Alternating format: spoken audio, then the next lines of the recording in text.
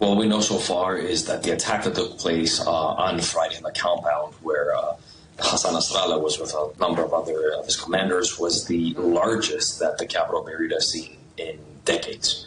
There were specifically missiles that targeted the bunkers that Hassan Nasrallah was with his commanders. A missile that could actually penetrate bunkers that are even 2 to 3 stories deep into the earth.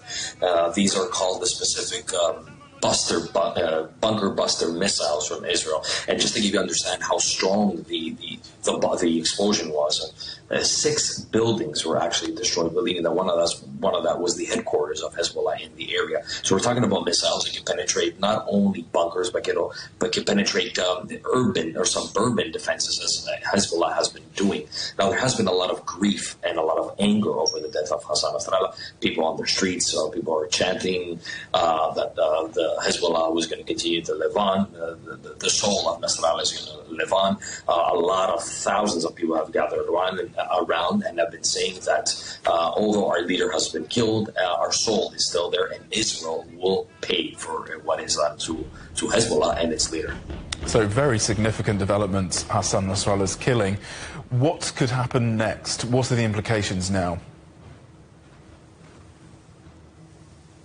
Well, we have to understand a little bit who Hassan Nasrallah was, a very prominent figure who took the leadership in 1992. He pretty much grew the organization from just a small organization into a powerful political and a very strong military force. So, and a lot of stockpile of arsenal.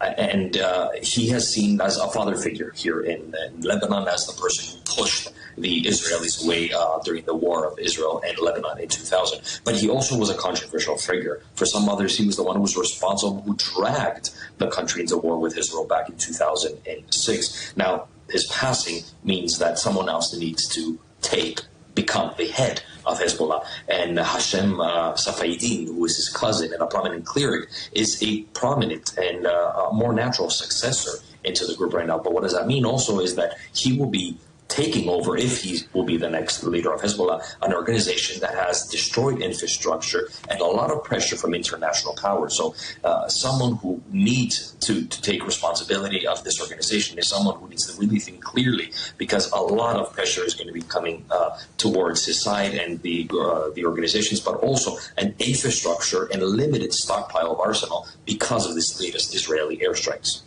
Thank you, Evangelo Sipsas, our correspondent in Beirut.